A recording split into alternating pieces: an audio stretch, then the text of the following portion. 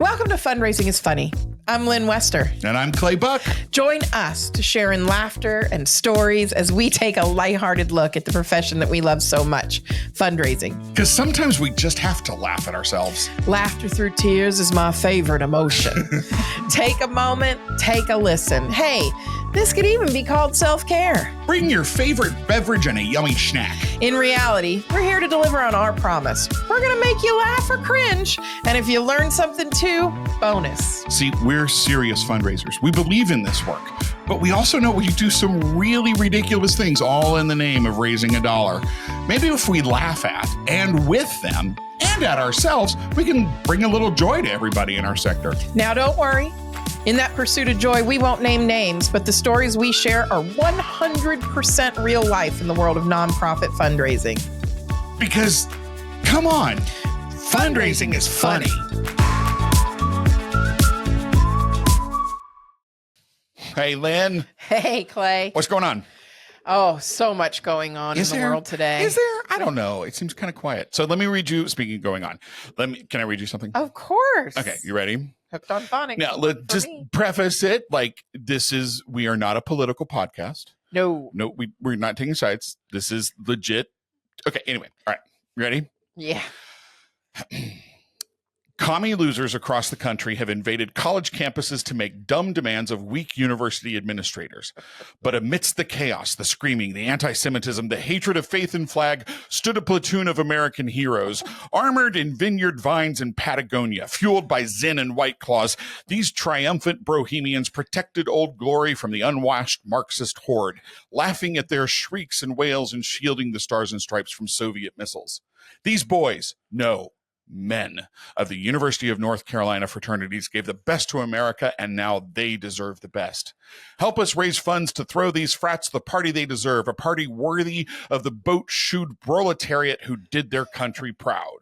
Imagine here a picture of those same bro dudes protecting the flag at Chapel Hill. I mean, and that's where it is. UNC Chapel Hill. It's a true story, right? You can Google it. You can find the image anywhere. We'll include the link to this in the show notes. And this is on GoFundMe. And so this is an actual legit GoFundMe account. If you haven't seen it, made big, huge news. It also in 48, maybe 72 hours, raised a total of, $517,000. Yeah, boy. $517,000. First of all, it's going to be a hell of a party. It's a rager for sure.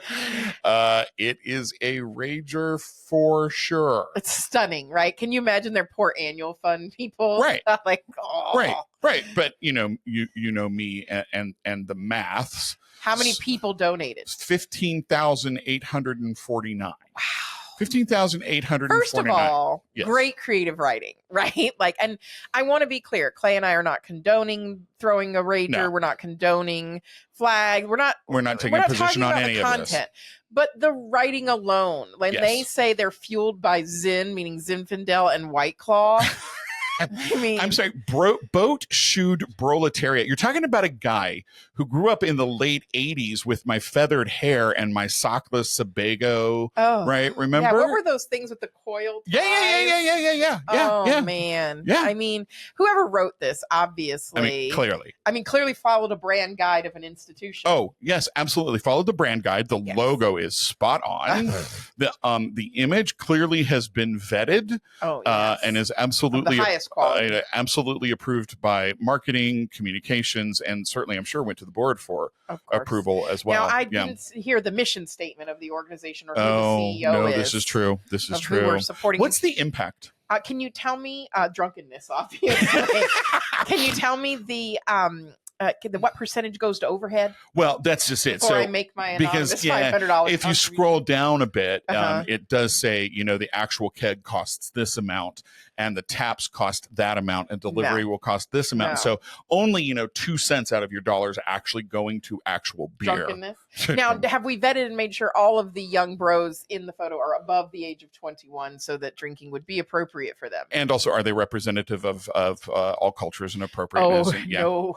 Actually, they are. I mean, actually, if you go in and read the story, it is actually quite a diverse group of young men.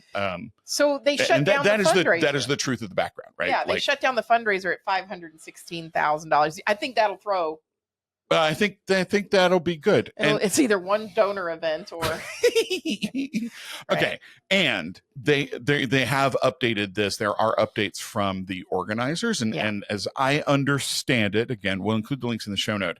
The guy who organized it was actually worked in the, I want to say, the second Bush White House. And this is somebody who knows politics, who's somebody who knows it. And his posts about it have been quite open and genuine. They talked about how they are going to make good on their promise of throwing these young men a party, but also that it's going into charities. I love that.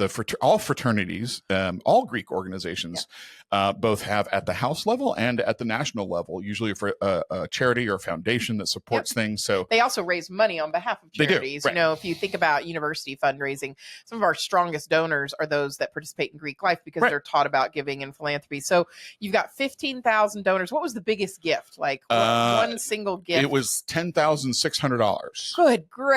And there were many, many gifts over $1,000. There were 20 gifts over $1,000. I mean, there were 3 over 10,000.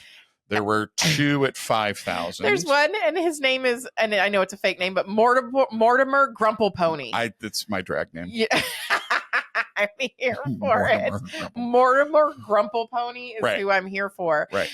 By the way, did they promise recognition on a sign for their donors? Did they, are we talking about lapel pins and, some sort of public?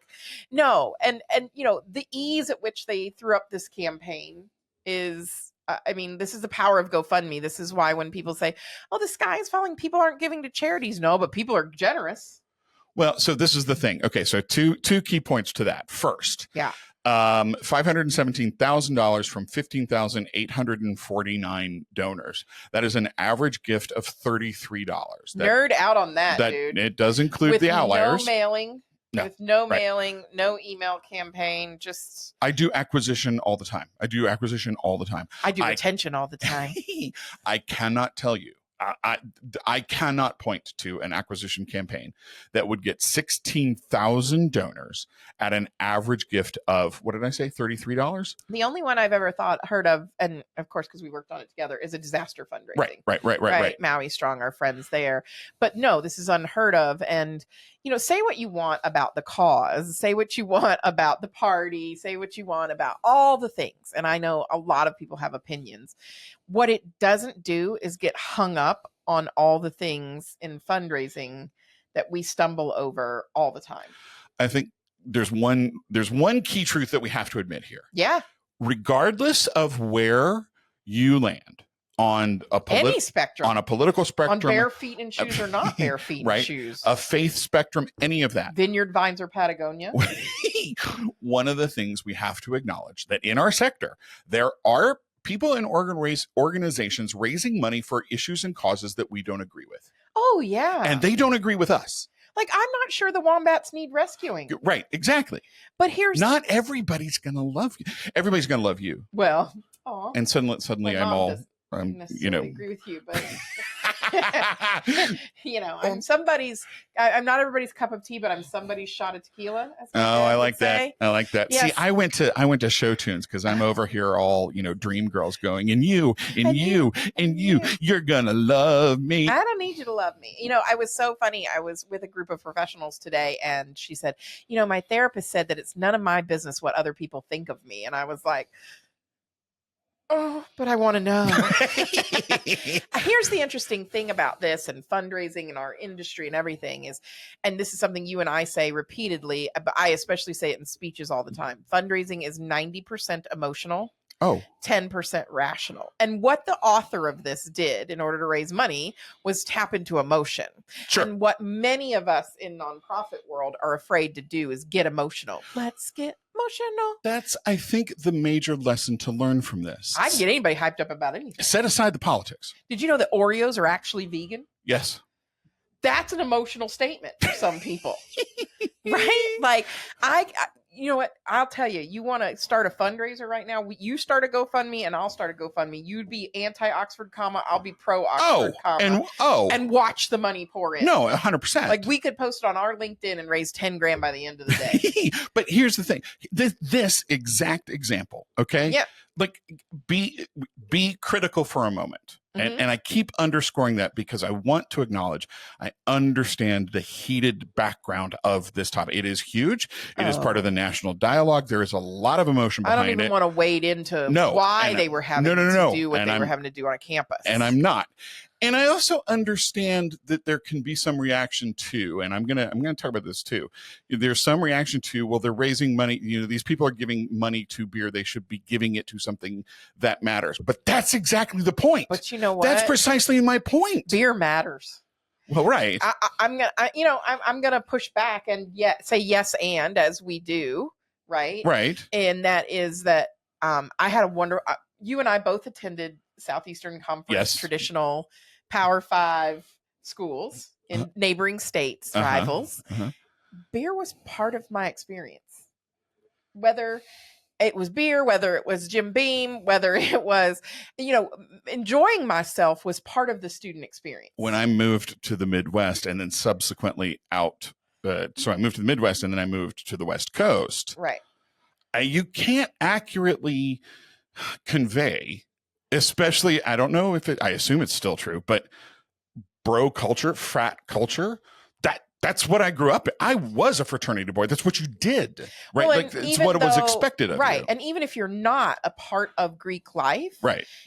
Socialization, of which at many college campuses, alcohol is a part of. Sure. Socializing because it helps you, bring down your curtain a little bit and, be your authentic self, or now, there's a fine line between authentic self and crazy, right? Or wackadoodle.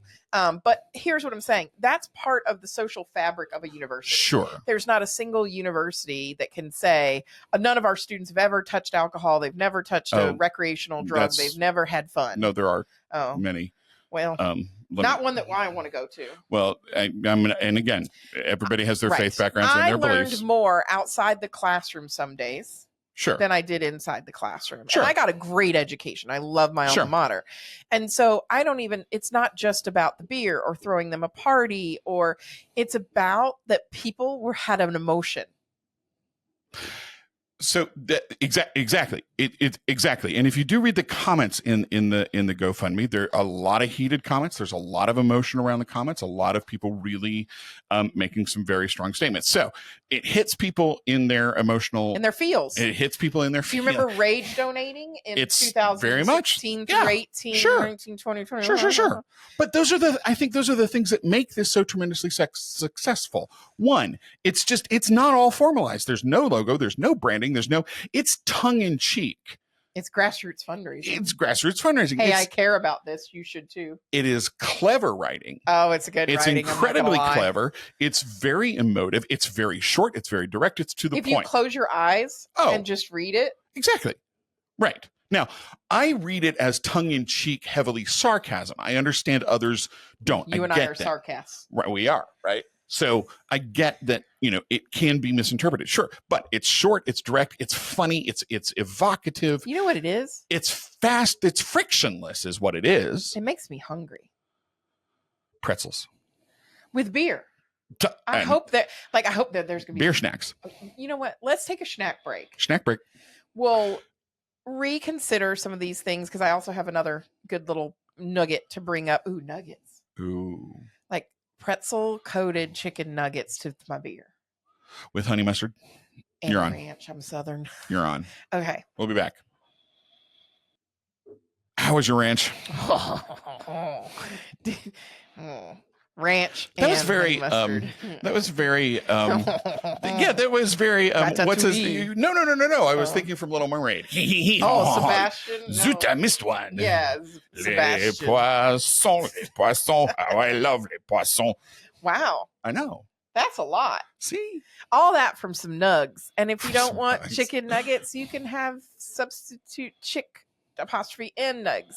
But we were talking about this GoFundMe that went a little bit viral and raised $500,000. And that did help it. It got a lot of press. Yeah, well, I mean, it's press worthy. And I don't, whether you agree with it or not, use your words. Whether you agree with it or not isn't what we're trying to bring up. No. And we're also not trying to celebrate the issue that it's around. I want to be very clear here, because Clay posted on his LinkedIn as a learning lesson, and people took offense. But people take offense to the sky being blue some days. So, but here's what it is. It's an interesting thing about we take fundraising so seriously. Yep. And we at Fundraising, it's funny, don't all the time, and we overthink it. Point? I know we overthink it. Here's a person. Of course, if they saw us behind the scenes and how we overthink the jokes. Okay, Clay, you're going to say this, and then I'm going to laugh at this, and then. But what's funny? Going to happen? What's funny about it? Like we ask ourselves, what's funny? This is funny, and it's not just the text; it's the imagery. It's that.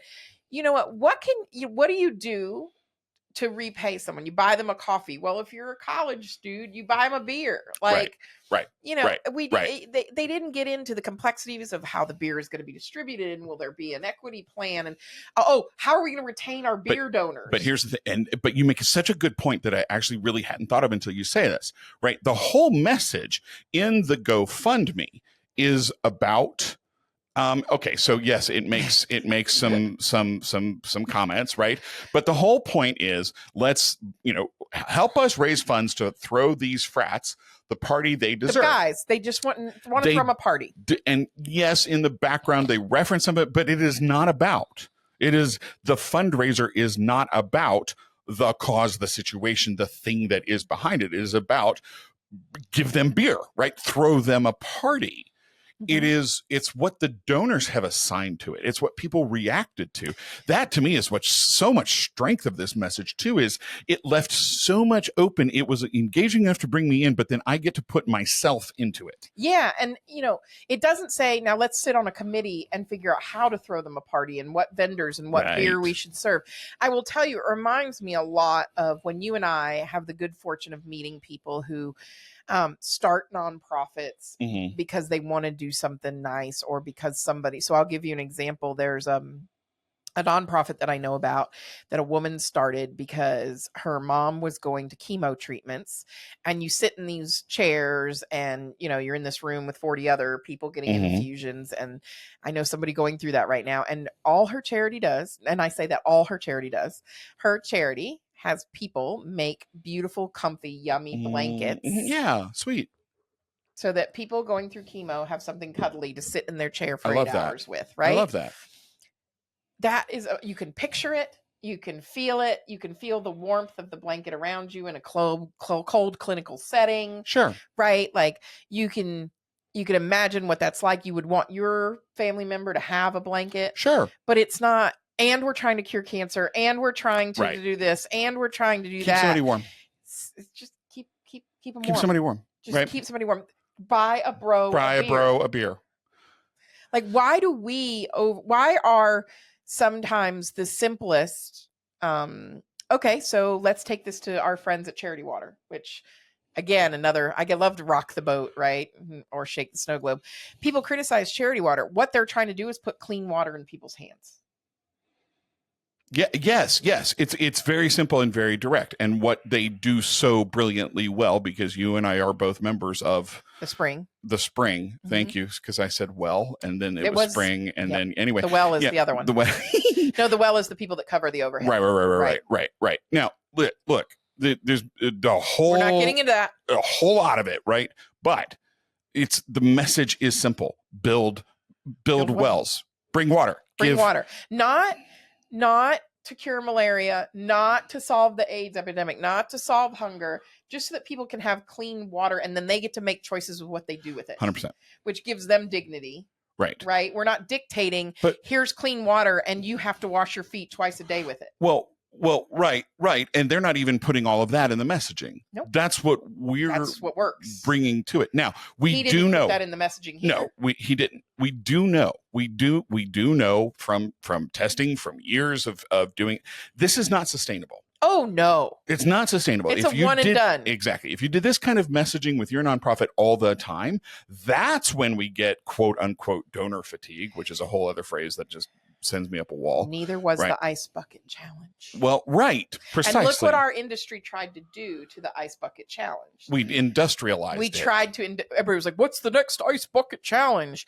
There is no next ice bucket challenge. No. And even the folks at ALS, right? Yeah. Had trouble hanging on to those donors. Correct. Because they did it for the challenge, and the challenge went to a good cause. Sure. But they really didn't have a tie to ALS. It did raise a ton of awareness, though. Sure. But it's not a retainable phenomenon. It's not retainable. It's not maintainable. No. I think, though, the point is, right, that even a one-off like this, even a standout like this, even something like this, there are lessons that we can all learn. And again, I go to the frictionless aspect of it. It's quick.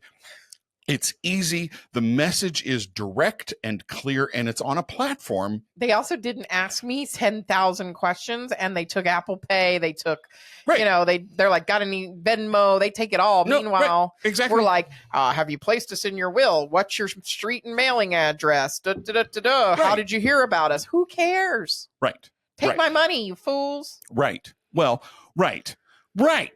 Now we go, this is a whole other episode, right? Have we done a rant on retention? We might need to do a rant on retention. Oh, a rant on retention sounds fun. I mean, people that have looked at this have come back and said, okay, well, how many of these donors are going to give to them to buy beer again? None. The point. That's not, and I don't believe that these people so here's what I know about this. They shut it down once it hit, like they were like, whoa. Okay, stop. Right. So they shut it down. They didn't keep taking money. Correct. For something. So number one, kudos on that front. Right.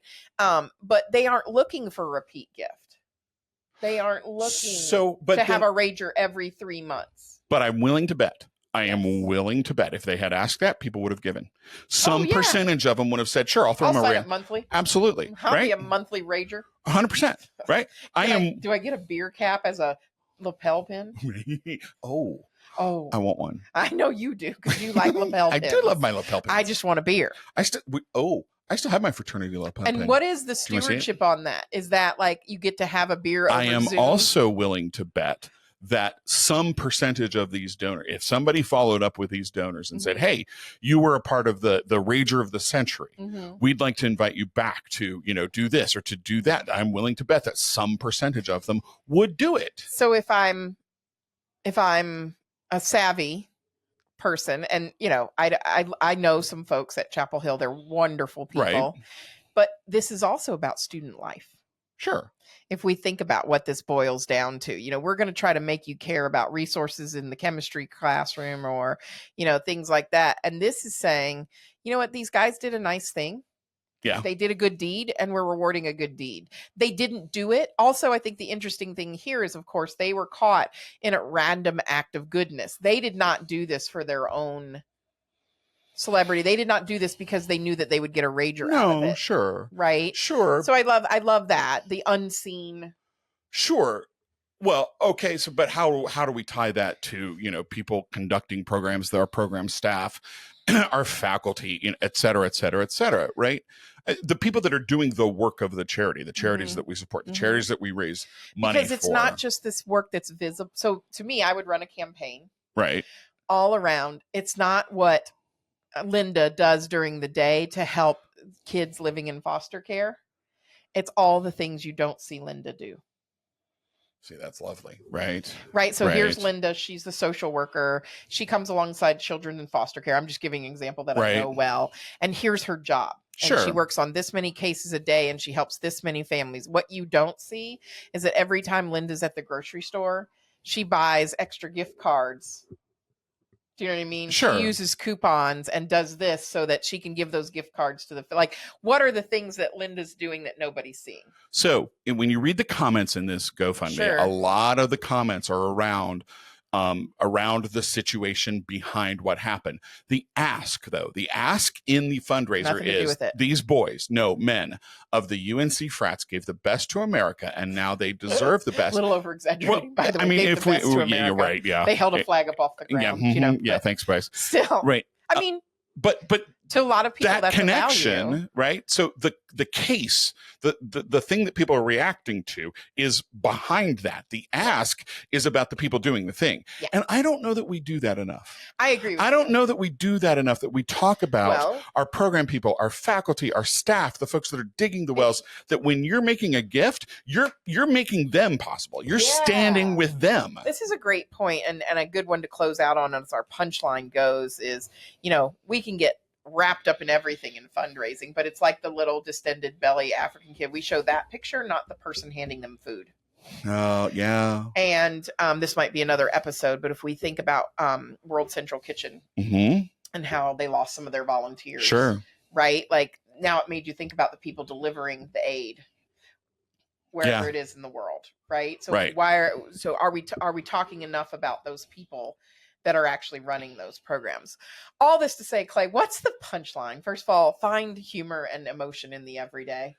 See, I again go to, and I'm capturing it under the word frictionless to mean, right?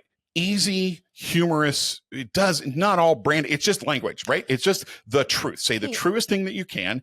The giving platform itself is friction. The whole thing is just easy to do. It's not about brand. It's not about letterhead. It's not about layout. It's not about, right? All of those things that we get so wound about, maybe we just don't need to get so wound up about. And every now and again, let's just have a beer. Even if it's a non-alcoholic beer. Yeah. Even if it's not even if you want to have a ginger ale. Or a ginger ale, I was just going to say. Right. If you want to have a bag of Doritos, have a bag of Doritos. If you want to eat kale chips, Barbara, eat kale chips. If you want to drink a beer, drink a beer. We're going to get a message on that one. I know. And Barbara's going to email us about that. Yeah, we're going to hear about that one. But everybody deserves a little moment to know that they're good people. A little moment. Shouldn't we all buy a beer for somebody today? Buy a kale chip, buy a ginger ale. Sure. Yep. Nothing wrong with an act of kindness on a random day. Nothing wrong with an act of kindness. Exactly. Speaking of which, if you want to share an act of kindness, if you want to share a GoFundMe that you couldn't believe or something funny, go to fundraisingisfunny.com and we'll see you there. Thanks, everybody. Take care.